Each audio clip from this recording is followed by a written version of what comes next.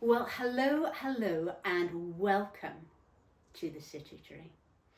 Um, Today is the day that I changed this space from being a summer sitting area into being a winter sitting area. So I have taken in the blankets and the cushions. I have moved all of the very tender plants into my sunroom because we are now getting frosts. And today I'm going to sweep it and tidy it and plant up some bulbs in pots. That will be something to really look forward to in the darkest kind of months of February. If you haven't been here before, a big welcome.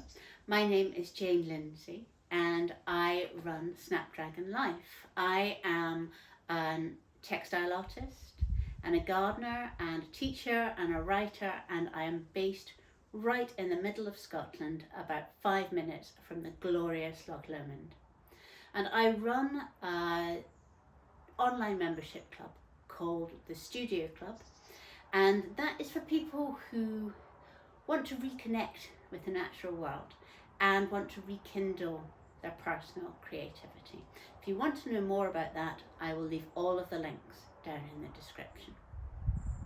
So every Friday I come here and I talk about my personal creative projects and what's been going on in the studio here, what's been going on in the garden here. Sometimes we take a trip out to Loch Lomond or to somewhere else that's interesting. And a lot of my talks come from this space, my sitooterie.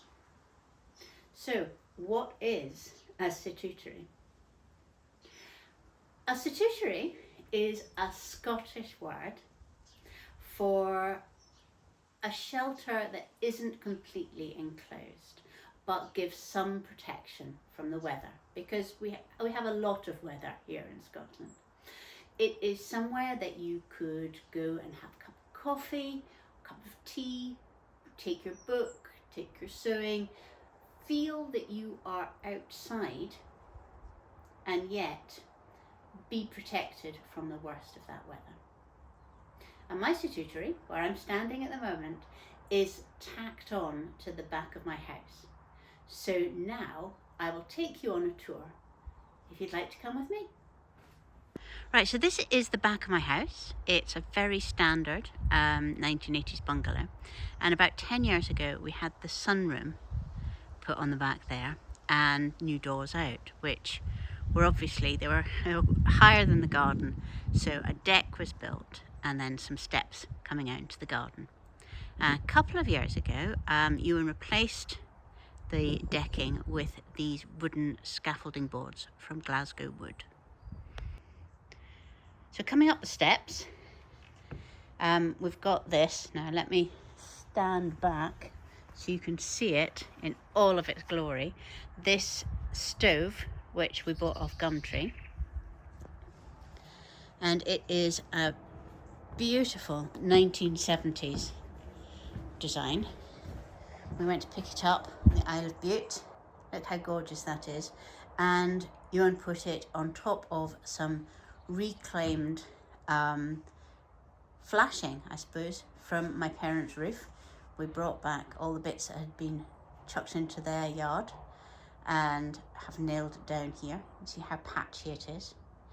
And then there is a chimney goes up here.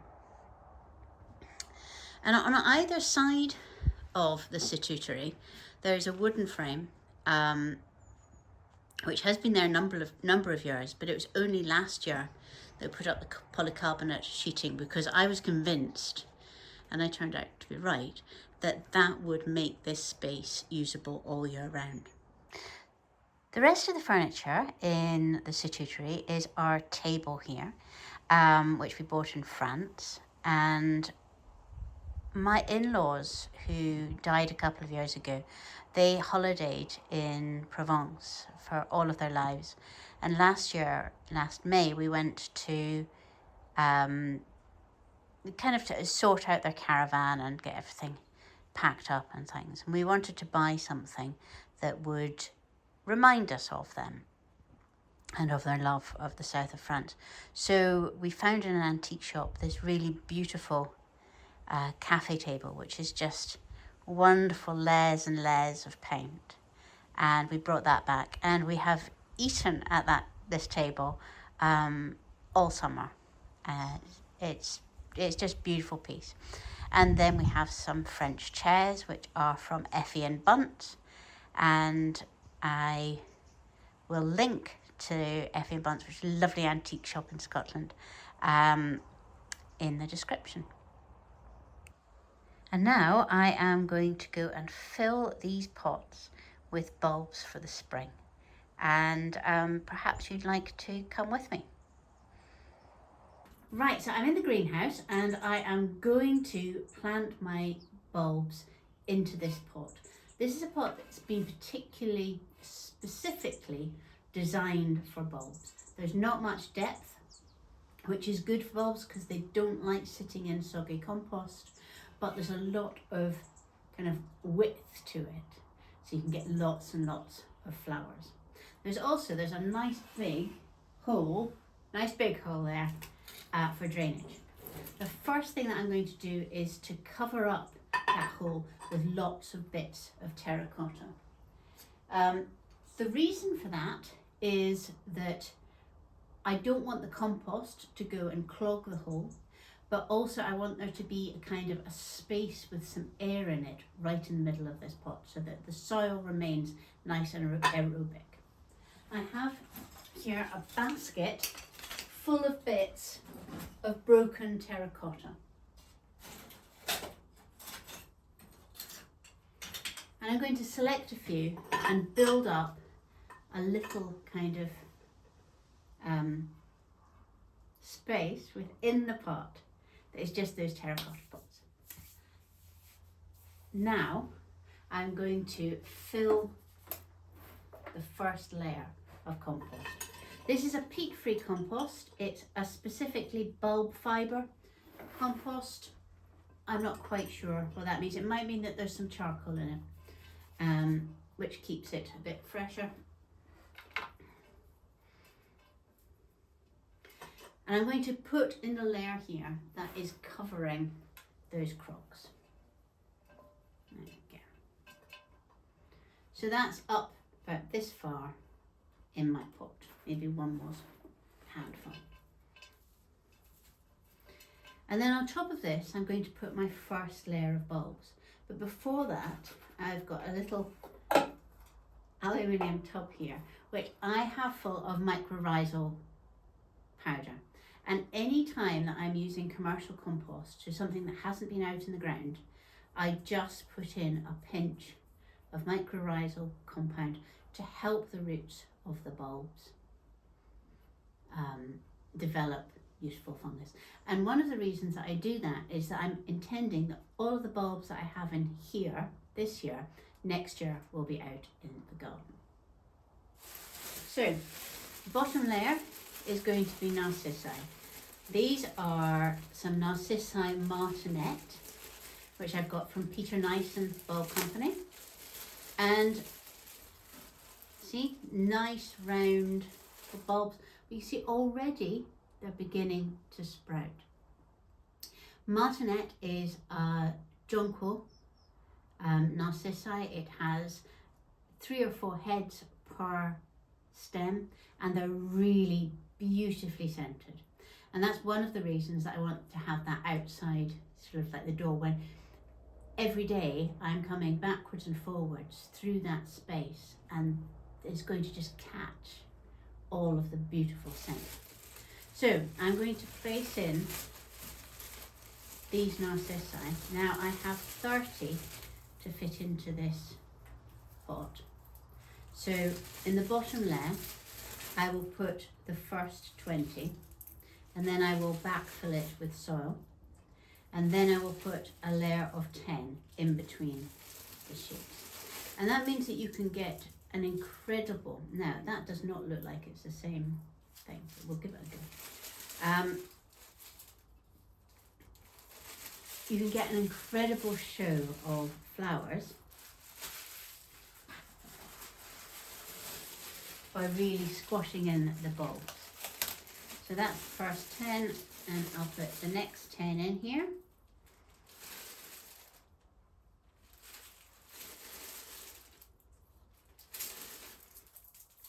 Just trying to put them in so that they are nicely spaced and slightly angled out. They'll grow nicely. Right, so that is 20 in the first layer. Then I'll put more compost in. Be careful that you're breaking up all of these lumps. You want it to be nice and airy around those bulbs. But they're not to be any sort of like air holes, but equally you don't want them to be squashed. And as you go, just make sure it's going over all of the bulbs. Go.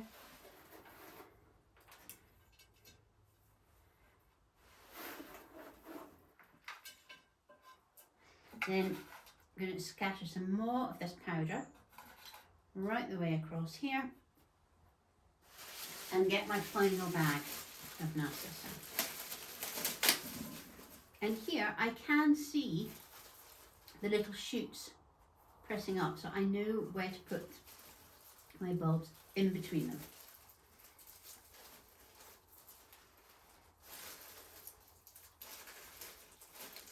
So we've got 30 narcissi in here, each of which are going to have at least 3 heads. So if you can imagine,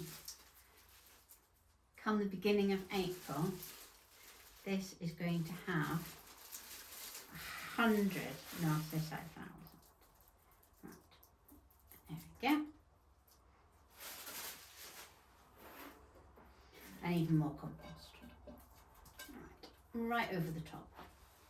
Now for the final layer, because I do like to have bulbs as early as I can get them, I have some iris reticulata to plant here, and I think it is called Catherine's Gold.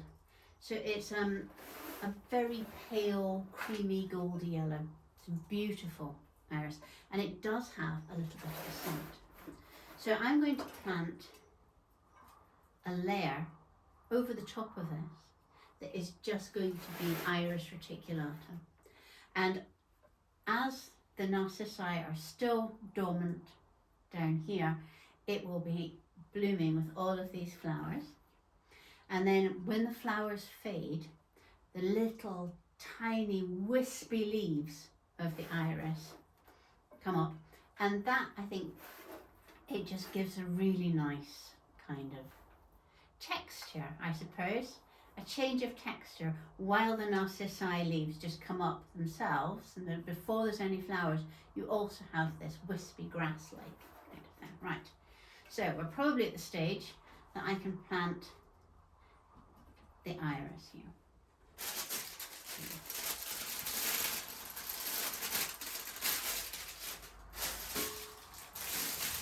I have here 20.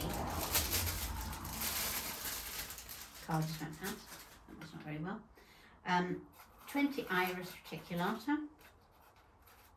Again, just a couple of pinches.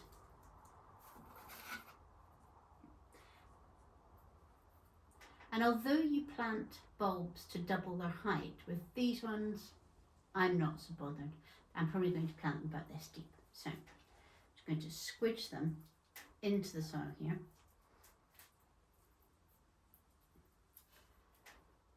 All the way around.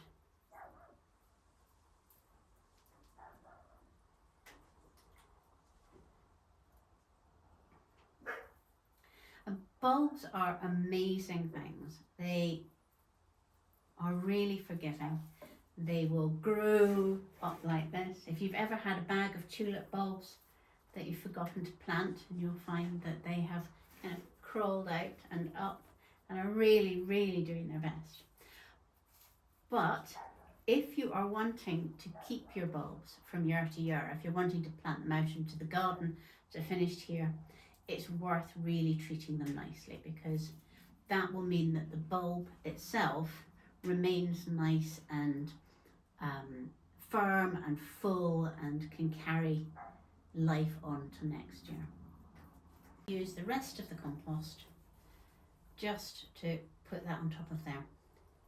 And then when I finish this, I will water it, leave it to drain really well, and then I will cover the surface of the pots with maybe fine gravel, or if I can find enough, I will cover them with moss. We're very wet here, so moss often grows just on the beds that I have, particularly around by the polytunnel. So if I can find enough moss, I will strip it off the beds and put it on top of here. It looks really nice. If I can't find that, I will put some gravel or horticultural grit right over the top.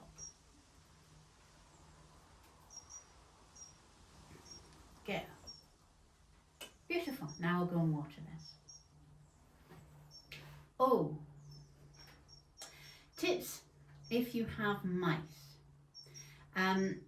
Mice can be a great problem with eating bulbs. Now, they're unlikely to be a problem with these because I'm going to have them up by the house, and we have cats, so we don't tend to get mice up by the house.